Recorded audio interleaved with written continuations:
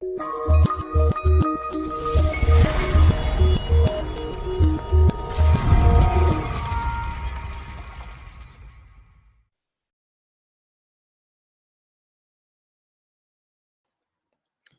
diehards. It's your boy Eru.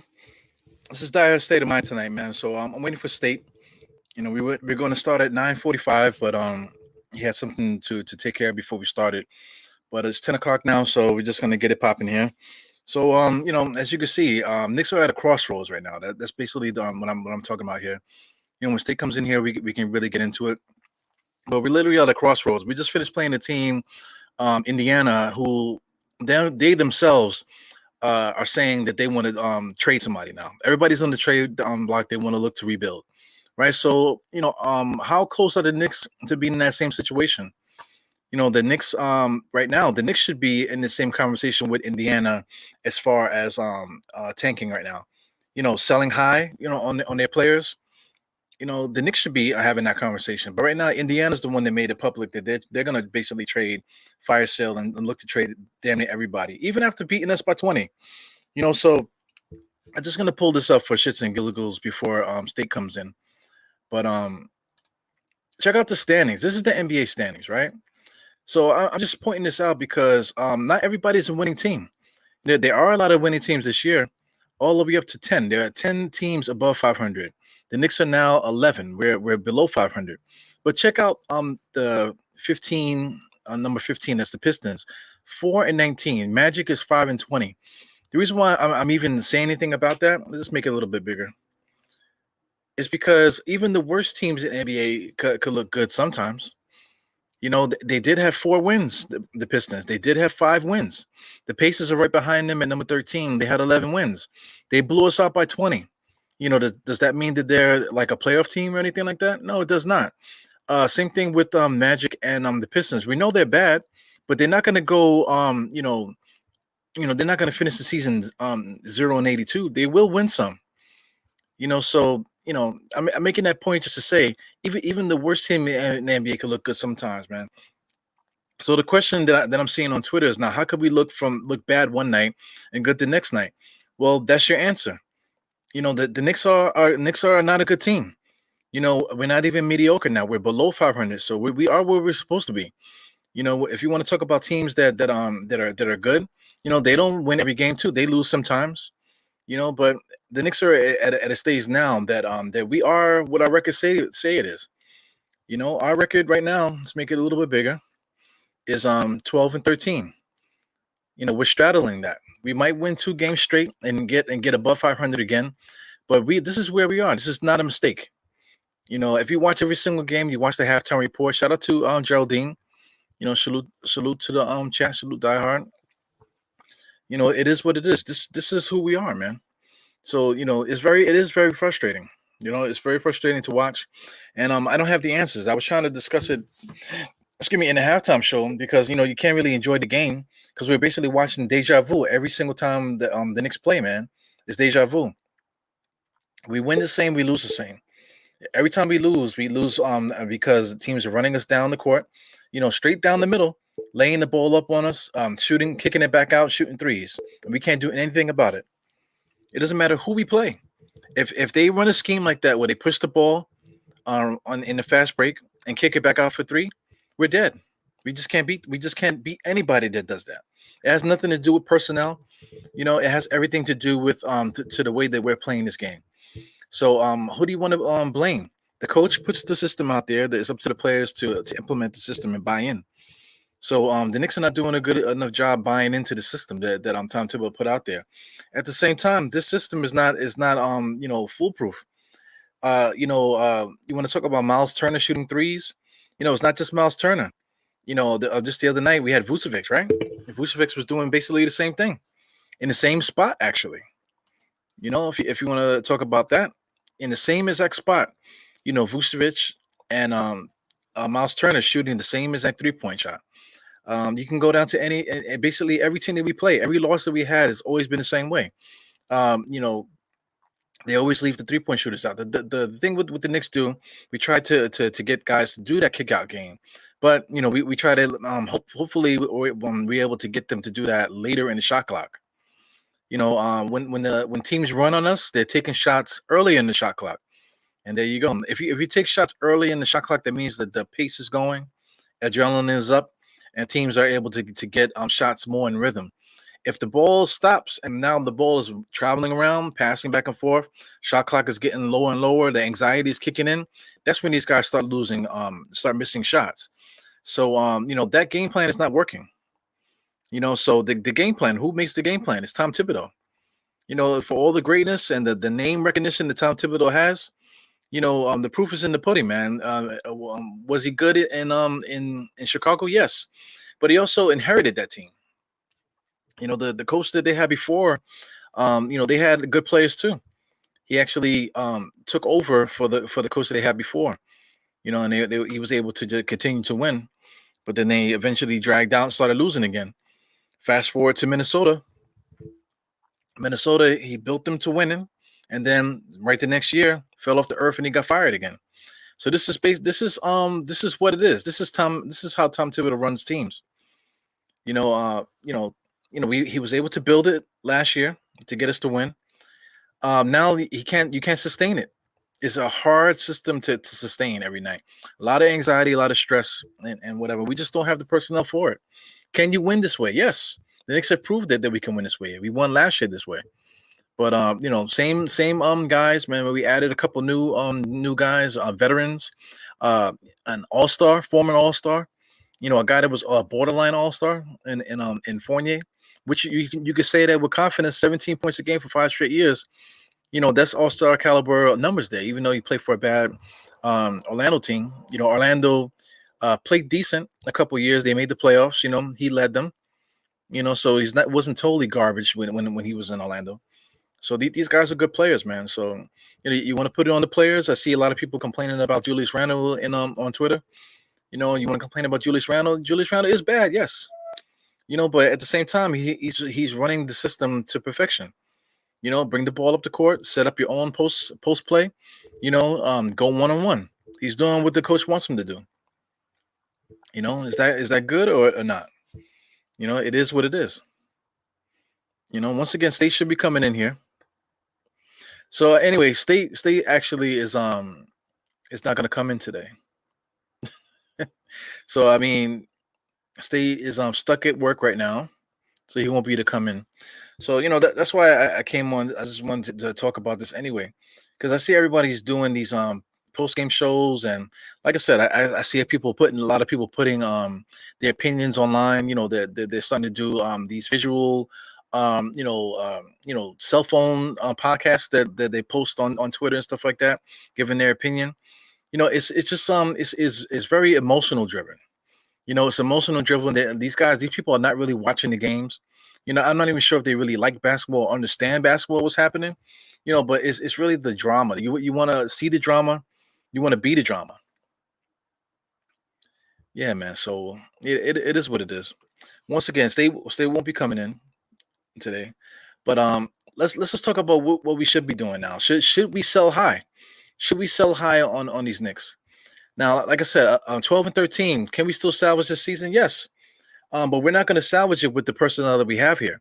We're definitely going to have to make these trades. The trades that everyone keeps complaining about on Twitter.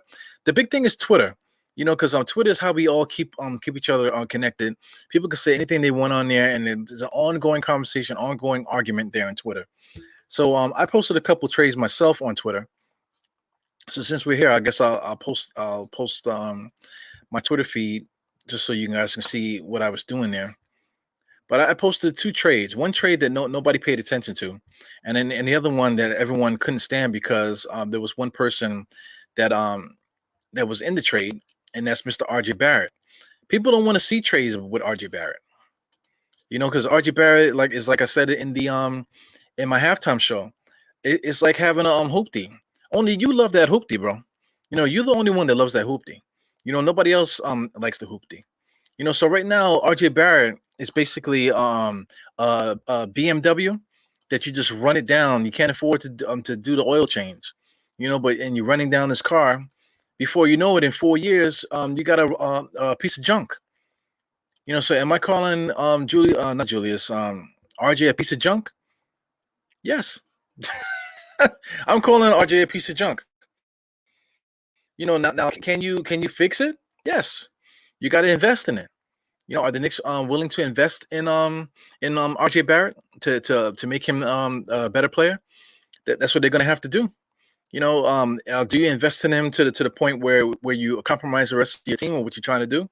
The Knicks want to win today.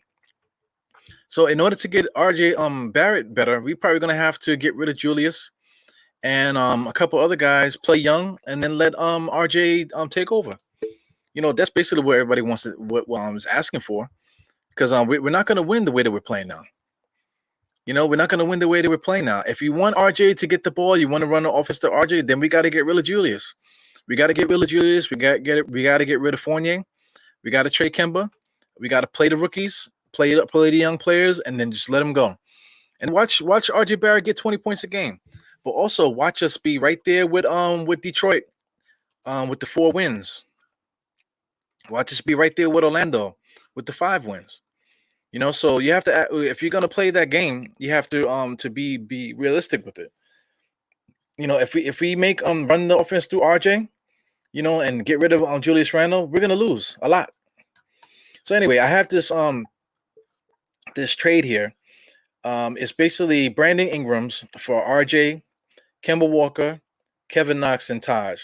Now I don't want to get rid of Taj, of course, because he's valuable to us, but he makes $5 million over 2 years, and we need the money to make the trade work. Kevin Knox has no value, but he makes $5.8 million, and we need him in there to let the trade work. He's also an expiring contract. RJ is making 8.6, which is kind of a lot, 8.6. So Brandon Ingram is making a lot more than that, $29 million, a little bit more than Julius Randle, makes in his extension that he just signed. But this thing has a lot of intangibles here. Brandon Ingram and Julius Randle actually played together in the Lakers, so they had the potential to be the 1-2 punch in the Lakers, but they traded those guys away. So they still, both of them was able to reach their potentials. 20-point a game scorers, both of them. So let's get them back together. Brandon Ingram and Julius Randle, to see if that works. You send RJ to the Pelicans, let him play with Zion. Maybe Zion will be a lot happier playing with his best friend. Maybe RJ would be a lot happier playing on a losing team where he can get the bucket, get the buckets and the shots that he wants. Be free and do what he wants to do. So it's 2 different teams and 2 different points in life, right? So if the Knicks want to win now, this is the trade to make. You get Brandon Ingram here, and you try to salvage the season if that's what you want to do. Because before I put this trade up there, I did state that if you want RJ to be the man, you got to get rid of Julius. And if you get rid of Julius, then prepare for the lottery again. We're going to be a lottery team. So it is what it is. This is a tough pill to swallow, but this is what it is here. We're not going to win. Playing the way that we're playing. We have to make a trade. We have to make some kind of decision here to improve here. If you want to win, if you hate losing so much and you keep complaining every night about the wins and losses, and then RJ can't do this, Julius can't do that. It's really Julius. Julius can't do that. Julius can't do that. Let's get another scorer in here, so he could pass to the scorer, and then somebody that really knows how to score, like Brandon Ingram, will actually score. Like not like RJ that keeps missing these little 5 foot and 8 foot jump shots and layups and stuff. He keeps blowing layups with his left hand. He keeps going left and he keeps missing layups going left. It's crazy. It's crazy. But we keep talking about we need to run the offense through RJ, right? So listen, it's a crossroads. We are at a crossroads. Do we want to salvage the season? If we do, we need to go get Brandon Ingram. If we don't want to salvage the season and we're ready to tank again, go back to the lottery, then we need to get rid of Julius Randle. It is what it is. So let's go to another trade here. This is another trade that I posted as well. This is the one that nobody cared about, because I had to reiterate. 55 comments on this trade here. This is this is that. Plus, it was shared like 20 times. So there's like threads on all these reshares. There's threads on theirs too. So people are like really upset of the fact that I put RJ Barrett in this trade here. But like I just explained, if we're gonna win, if we're gonna try to salvage the season, we need to get rid of RJ and bring in a real scorer here that's ready to play now. If not, then we need to get rid of Julius. All right, so let's go on with this conversation here. This is the second trade. You got De'Aaron Fox there. Different set of players. Not it's not RJ Barrett there, because I'm thinking about how these players will match with the other team. So of course, De'Aaron Fox. I when I see De'Aaron Fox, I don't necessarily see a point guard. I see a scorer. I see a guy that's a really good offensive player. Somebody that can help us win today. He can score 25 points a game. Definitely 20. So it's a definite another proven scorer that's been scoring 20 something for the last few years. So this is a proven scorer to play with Julius Randle. Not to play with RJ, to play with Julius Randle, two proven scorers in this NBA. So that's the deal here. He's going to replace Evan Fournier. He's not going to replace the point guard, in my opinion. Or if you're going to have De'Aaron Fox playing point guard, then he's going to have to run with Alec Burks in the backcourt. And Fournier, he just doesn't fit. He just doesn't fit. He has no confidence. We can't trust him in the way that we play. Defensively, offensively, we can't trust him at all. He's in the same boat as RJ. So he needs to go. It's not going to fix itself this year. Evan Fournier needs to go. So Evan Fournier is here because he makes $17 million. That's it. He did sign it for 4 years, but we're talking about the Sacramento Kings. They like their European style players. They actually could use a shooting guard, because getting rid of De'Aaron Fox allows them to play, guys like Halliburton and what's the other guy? I keep forgetting the guy's name. Damian, whatever his name is, the point guard they just drafted. He's good, so he deserves minutes. So let Halliburton start and let that rookie back him up. And now you got Evan Fournier to start, and you got Buddy Hield coming off the bench. That makes a lot of sense for Sacramento. They actually lose a year out of De'Aaron Fox's contract, and then they get Evan Fournier for 4 years. They lose a year because Fox is signed for 5 more years. Kevin Knox is an expiring deal, so that's good for them. And then they get Obi Toppin. Now, Sacramento, they have their big men there. They have a new coach there. They're starting to play their bigs a little bit more. But they can use a different look, because all their bigs basically do the same thing. So Obi Toppin is an energy player. So what they need in Sacramento is energy. They got the point guards. They need somebody to pass to. So Obi Toppin is that guy. So that's how that works for them. So it works for both teams. This stuff here, the wins and losses and stuff, I don't pay attention to that, man, because this is opinion. Regardless if there's numbers there to reference, that's all opinion. Who made these numbers up? It's all opinion. So anyway, the Knicks getting De'Aaron Fox. I'm just looking at the scoring. Having two 20-point a game scores in Julius Randle and De'Aaron Fox. We know we're gonna get buckets from two places. You know what I'm saying? And you maybe you stick quickly next to this guy. Or maybe you eventually upgrade and put Deuce up here. Because De'Aaron Fox can play shooting guard, because he's doing it now in Sacramento. Him scoring the basketball, you need to put him in a position where he can score. So it is what it is here with that, man. The Knicks got to do something. Knicks got to do something. The other option, aside from trades, like I said, the trade to get better. These are trades to get better. The other option is the trade to get worse. You're going to trade to get rid of Julius Randle. So I don't have any trades ready now, but I will. We're going to start looking down that road. But I'm just going to put the standings back up, man. So here goes the standings. Which one of these teams? This is the East, right? Which one of these teams can use Julius Randle? The Bulls, they can use a power forward. They have a lot of young guys over there. They might be able to squeeze $20-something million together to get some players over there. They can use a third guy. They do have Vucevic. So maybe they would trade Vucevic for Julius Randle. I don't know. I'm just throwing it out there. The Bucks don't really need him. Heat don't need him. The Wizards, the Wizards, they have Rui Hachimura. If they really want to stay in the playoffs, maybe they could trade for Julius Randle. They got a bunch of young guys. Maybe they could put something together to give the Knicks some compensation to get Julius Randle. The Sixers, they got Ben Simmons. If they're willing to get something for Ben Simmons, I'll take Ben Simmons for Julius. If we're gonna rebuild and go down that route, let me see. The Hornets can use a big man. Cleveland Cavaliers, not so much. The Atlanta Hawks, not so much. The Celtics, they could use another player. The Raptors, The Raptors, they just got Siakam back, so this 11 and 13 is gonna go up. While the Knicks are going down, the Raptors are probably gonna go up. So it is what it is. That's just the East. Let's take a quick look at the West. I see you guys in the comments, man, but I'm just trying to get my stuff off here. Make sure State didn't pop in. No. So once again, State was gonna come in tonight, but he got swamped at work. So this is me on a solo joint today. So the Warriors could use him. Warriors and Suns, they got their own. They're already ready for the playoffs now. So the Jazz as well.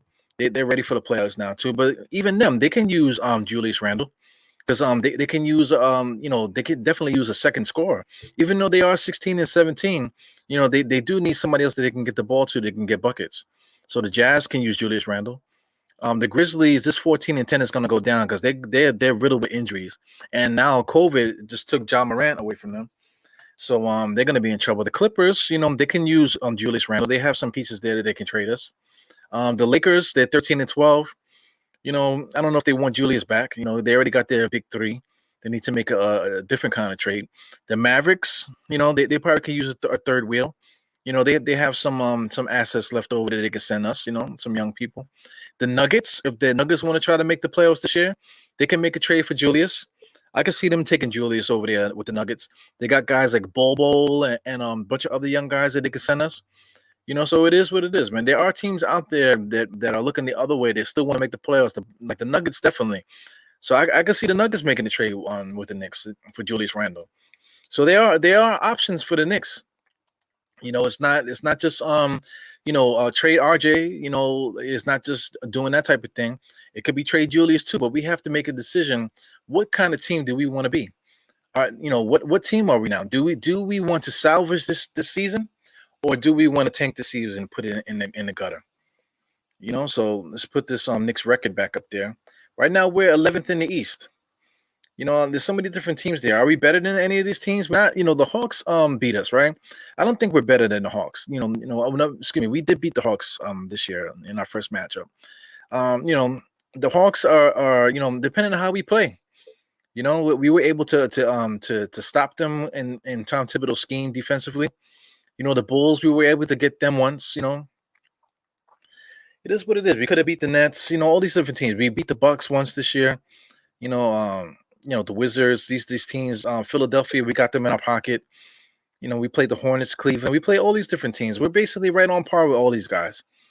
So we can easily let the season go, or we can try to salvage it. You have to make that decision. Yeah. So while I have the Knicks record here, let's say hello to the chat. Shout out to everybody that supports the halftime, the crunch time.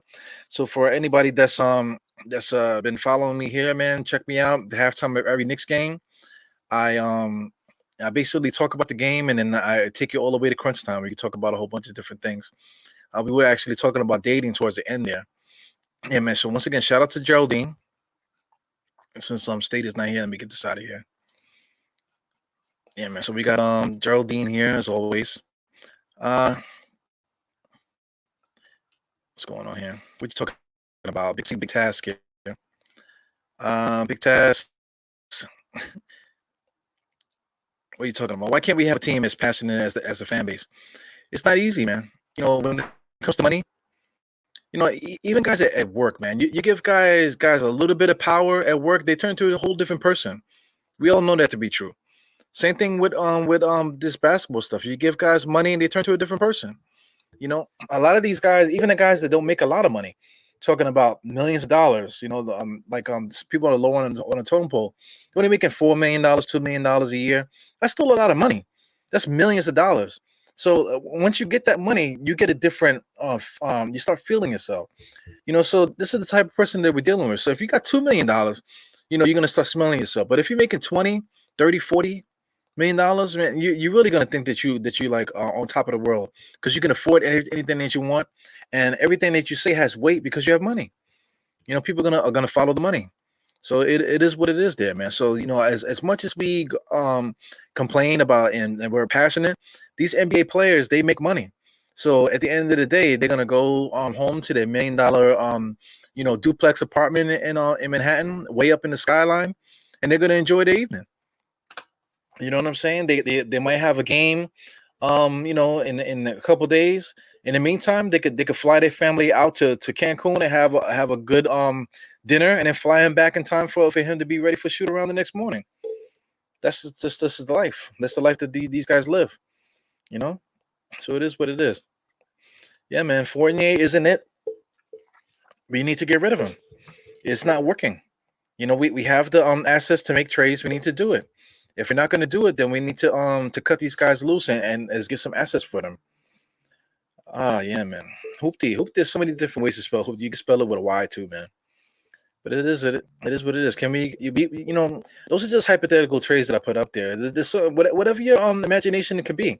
None of us are GMs. It's up to the other team to decide whether or not what's good enough for a person to be traded. Shout out to Kareem Grant. Salute to everybody. We still need a point guard. Like I was mentioning in the halftime show, how many point guards do we need? We got Kemba, right? It's a false narrative saying that he got bad knees. It's a false narrative because I made a podcast talking about that the second to last Chicago game when that third quarter basically Kemba took over, passing the ball and getting everybody involved. So if we play like that more often, then we wouldn't need a point guard. Kemba is the point guard. We're choosing to not use him. So do we make a trade to get another point guard in here so we can still run the offense to Julius Randle? Something has to give there. So I don't think the answer is to get another point guard. But I mean, like I said, a guy like De'Aaron Fox, for me, it's not necessarily point guard. It's just the simple fact that he could score 20-something points a game. If Tom Thibodeau is the coach and we're going to continue to play the way that we're playing, we need guys that could put the ball in the basket. And Fox can do that. Trade Tibbs, man. Listen, we are desperate. I was saying, Mr. Grant, we at between a rock and a hard place. Are we going to salvage the season? Try to make a trade to get better? Because all these roster changes and stuff that Tibbs is doing, we're not changing the offense. If we're coming out here playing the exact same way, so the options now is to make a trade to help out what Tibbs is trying to do, or we just junk the season, trade Julius, and try to get more assets and prepare for the draft. Yeah, Mr. Kayshawn here, Kirshen. Am I letting people on? I don't like to have the the panel over flooded with comments and stuff.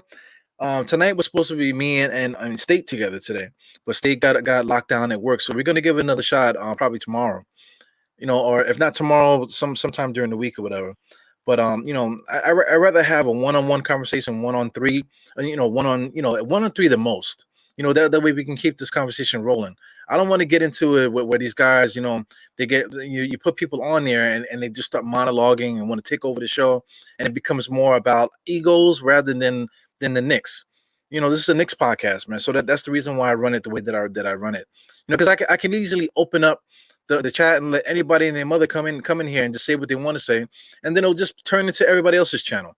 Will I get more subscribers? Probably. Will there be a lot more drama? Will there be a lot more yelling and screaming? Well, like I said, will there be a lot more egos talking junk that people like to watch that drama? Yes. You know what I'm saying? But I don't want to do that. I'm a Knicks podcaster. I want to talk Knicks. You know what I'm saying? So if State was here, me and him will be going back and forth. And I enjoy what State has to say. Like I said, if you guys would like to see certain people on here, maybe I'll start reaching out and for them to come on and we could chop it up and stuff. But I want to talk Knicks, man. I like your everyone's contribution to the comments and stuff. I appreciate that. Some people that have their own shows too. Like if you have your own show, especially, man, let's come on here that we can boost up that way. But just to have just random people just coming up in the show the way that other people run their shows, I just can't have it going like that. Because I'm not that thirsty for subscribers and that type of thing. To make a drama filled podcast every single night. I'm just not doing that. Yeah, man. So no disrespect to anyway, but that's just the way it goes down here in Dynex podcast. So I don't know, man. How about that? Mitch and quickly? Yeah, man. They're good players. We just had to figure it out. Mitchell Robinson, rebounding the basketball, that is driving me crazy. Shout out to Kershaw on here. He said Randall and Mitch for Wiggins and Wiseman. Me and State were talking about this earlier on. Not necessarily a Randall and excuse me, Wiggins mixed in there, but we were talking about Mitch for Wiseman. I believe Evergreen was talking about it too. Would you trade Mitch for Wiseman? People like, hell no, right? Why would I do that? This, that, and the other. Now, what do you say? If Golden State today say, listen, man, we want a defender, we think Mitchell Robinson is that guy, we'll give you Wiseman, and I will say thank you. I would say thank you very much, because Wiseman can finish on the inside, and he can rebound. Can he block shots? Maybe not as good as Mitchell Robinson, but the things that we need to play winning basketball, Wiseman is going to do that for you. We need to get guys in here that's going to be able to help us win. Wiggins is another thing. Wiggins had the contract issues and stuff. We didn't know Golden State was going to win there with the way they're winning now. So now it's a different scenario. Maybe we had a chance to get Wiggins earlier in the offseason, but now they're proven to be a winning franchise still. So they're not making it. They're not making any trades for Wiggins. At least I don't think so. What else we got going on here? Just want to give you guys the love here, because like I said, I enjoy you guys' contribution. Yeah, Mr. Zombie. You're right. Mr. Zombie is really good, man. He has his own show as well, and I feel like his opinion needs to come out a little bit more too, man. So maybe I'll reach out to Zombie, and we can get Zombie on the show more often, and we can make some things happen. So anyway, man, this is basically it, man. This is just like a heart-to-heart kind of conversation between Knicks fans to Knicks fan, man. Like we have to understand what we're taking a look at here. The Knicks are right now between a rock and a hard place. The way that everything is going now is not going to change. Tom Thibodeau is not going to change the offense. Julius Randle is going to bring the ball up the court every single time. There's no use arguing about it every night. No use getting mad at Julius Randle. This is Tom Thibodeau. This is what he wants to do. So, is it up to the franchise? It's up to the franchise to figure it out what they want to do. So if the franchise believes in Tom Thibodeau and they think that Tom Thibodeau is the guy for us, then we need to double down and get the guys in here that could help Tom Thibodeau, get this team back in the winning column. That's gonna need us to get rid of RJ, because RJ's not the 20-point a game scorer that we need. So let's go get the 20-point a game scorer that we need. Get rid of RJ. You know what I'm saying? We need another 20-point a game scorer. We have enough assets behind us that we can make a trade for a Brandon Ingram and still be able to function as a franchise, because we're deep. Evan Fournier. He's not the one. He's not the one. So no matter what we do, it's not going to change what's happening out there. What we're looking at every single night, every loss that we have is not going to change it. So we need to get rid of Evan Fournier. But if you're not going to play Walker, we need to get rid of him too. So in that mix, we can get better, but we need to do it now. It's early enough in the season for the Knicks to figure it out and take it down the stretch and hopefully get some momentum down the line to salvage the season. To use it as an example before I get out of here, the Lakers. When the Lakers got LeBron had some guys in there. He didn't like him. He traded everybody. He traded all the young guys away and got the guys that he wanted, and then they eventually got the championship that he wanted. You know what I'm saying? You have to salvage your season. You have to salvage what you're trying to do in order to get what you want. The Knicks want to win. So if you want to win too, if you're that upset about the Knicks losing, then we need to make some hard decisions. So it is what it is. But at the same time too, I'm right down the middle. We can trade RJ and all these guys to try to get better players here. Or we could trade Julius Randle and scrap the team up and let RJ and the young guys grow together. Either way, and from where I'm standing at is a good decision, because it doesn't stop the end game. Because I think no matter if we trade RJ to get better talent, or if we trade Julius Randle to try to reset again, if we decide to do that or the other thing, I think it's still going to take us to where we need to go, and that is win the championship. So that's the energy that I'm giving up. And just want to throw that out there to you guys, man. So with that being said, peace to State. Once again, State is working. As you guys know, he tried his best to get on here. We tried to start at 9:45. We were going to give it a shot at 10. I wanted to get these thoughts out, so that's why I kept the podcast going. So without further ado, let's get up out of here. Enjoy it the rest of your night. If you missed the podcast, I hope you enjoyed the replay. Leave me some comments and stuff like that on the video, and we can continue this conversation in the comments on YouTube, man. So shout out to everybody that supports the podcast. We got Knicks 100 GM. Thank you very much, Miss Geraldine. I appreciate you guys. We got these bots here posting stuff. I don't know what's going on with that. If this is a link, please don't click it. You know what I'm saying? I can't really do too much about that. Shout out to Bayside Junior. What else we got here? Keyshawn is here. We survived 100 people. What else? Kareem Grant, of course. Big Tass, my guy. All my guys here, man. Shout out to everyone that supports. And I'll catch you guys on the next one, man. Mr. Cully. Sorry I missed you yesterday, man. The streams was just not working yesterday, so I don't know what was happening.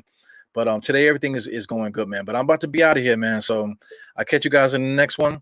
As I was saying too, man, there's people want to know if I add people to the stream.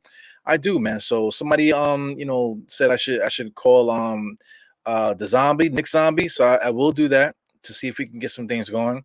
And Mr. Cully too. He's from Blanche Tier. So you did call in one time. So I got to make some more time out for my guys out there that are really trying to do these podcast thing. So Mr. Cully, man, invitation, come on here and chat with the diehard, man. So anyway, for everyone else out there, salute to you. 4 fingers to the forehead, tugging the thumb. Salute. See you guys in the next one. All right, peace.